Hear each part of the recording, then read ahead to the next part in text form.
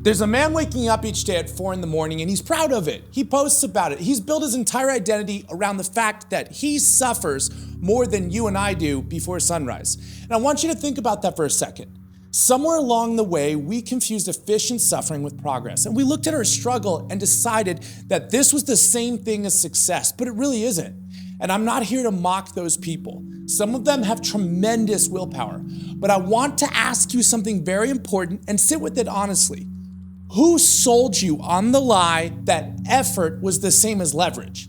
Here's what I've been thinking about. If you were born in the 1800s and you wanted to build something, maybe a railroad, a business, or a life, your most valuable asset was your labor. That's pure physical, relentless suffering. You needed strong hands. You needed to wake up before the sun. You needed your body to be your engine because there was no other force that could get inertia going. And the people who built that world, they were right at that time for that world. Hard work was not a virtue someone invented. It was a survival mechanism that got written into our culture as a species.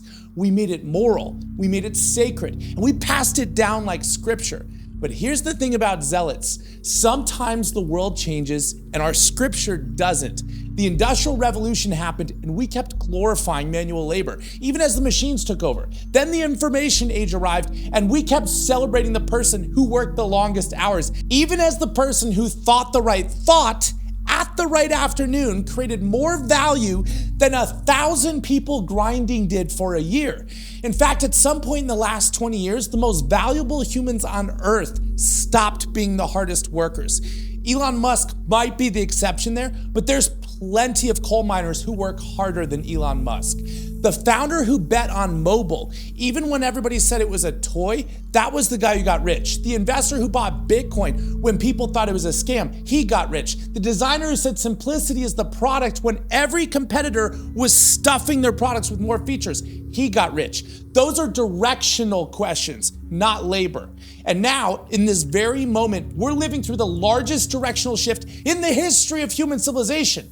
And I'm not exaggerating, I mean that. Every other tool humanity has ever built, I'm talking about the wheel, the printing press, electricity, the internet, every one of those tools amplified what humans could already do. But AI doesn't amplify what you can do. AI does what you can do. And then it asks you what you want it to do next, or it already knows what you want to do next. That's not a better tool. That's a different category of a thing entirely. There's this concept that I keep coming back to. It's the idea of humanity's final invention. The notion that intelligence itself, the capacity to reason, to learn, to solve, is the last thing that needs to be invented. And we are right now in the first chapter of that story, which means the question is no longer how hard are you willing to work? The question is how clearly can you see the trajectory of the path that you're on? And I'll be honest with you, I find this both thrilling and a little uneasy inside because we spend generations, centuries, building an entire cultural mythology around our alarm clocks. Alarm clocks really are going to be seen as torture devices in the future. That 4 a.m. wake up, that hustle, that grind, and I'm sitting here thinking, what if the guy that's going to own the future is running a different race? What if the most important thing that you can do right now is think clearly, not wake up on time? What if sleeping until noon, maybe sitting with a long breakfast and then walking for an hour and spending 90 minutes asking the right question of a model that can do the work of 2,000 people all waking up at 6 a.m.? What if that's more productive than grinding yourself for 19 hours on the wrong thing? Direction times leverage. That's the equation now we all have to be thinking about. Labor is a multiplier on direction. If your direction is right, your labor amplifies it. But if your direction's wrong, it just gets you to the wrong place faster. And it does it with more confidence, which makes it way worse. I think about this in terms of ships sailing in the sea. You know, all those old sailing ships like Christopher Columbus? And the navigator on that ship has one job, but it is essential. He has to know where they're going and why. The crew can row harder, the captain can manage faster, but if the navigator is off by 2 degrees at the start of the transatlantic crossing, they don't end up slightly off course, they end up completely in a different continent. Even 2 degrees applied over enough distance is a whole different territory on the map. So we're all navigators now of our own lives, and the ocean just got a lot bigger, but it's a digital ocean. Here's what I want you to understand, and this is the part I really want to sink in today. The people who are going to matter in the next 5 to 10 years are not the ones who are going to be working the hardest. They're not even necessarily the ones who are the smartest in the traditional schooling sense.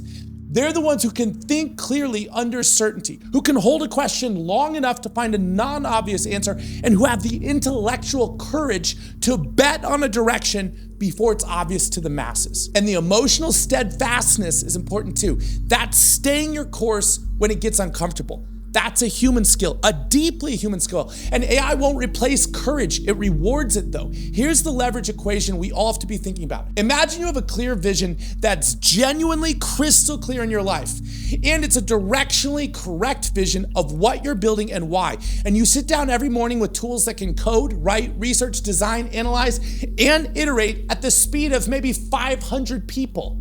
That's not an incremental improvement. That's a completely different kind of power in your hands. That's one person with the right direction being able to build a $1 billion company and move at the speed of an organization of thousands of people. That's never existed before for our species, not like this. And the hardest part of this moment, the thing that makes it genuinely difficult, is that we're still running the old software mentally. We still get guilty when we're not busy or when we sleep in. We still equate motion and labor with progress. We still worship the grind like it's a religion. And the person who slept until noon, who drank coffee and thought carefully for a few minutes and then built something with an AI and then went for a walk for the rest of the day on the beach, they're the winner, but they don't look like they're working. But they're building something, and in a year, you're gonna wonder how they move so fast. So here's the thing I wanna leave you with today. We are alive at the most extraordinary moment in the history of human civilization. And the default, the safe path, the path everyone's walking on, is to keep doing what worked before. I'm talking about in the agricultural era, the industrial era, to keep grinding, keep optimizing like it's the old game. And that's fine if you want to do that. But the other option, the more interesting and more rewarding option, is to stop and ask yourself the only question that matters right now. And it's not how hard am I willing to work? It's, am I pointed at the right thing? Because if you are, and if you're genuinely and honestly pointed at the right thing, you have more tools than any human in history has ever had to get you there. The last alarm clock already rang. The question is whether you were listening to it.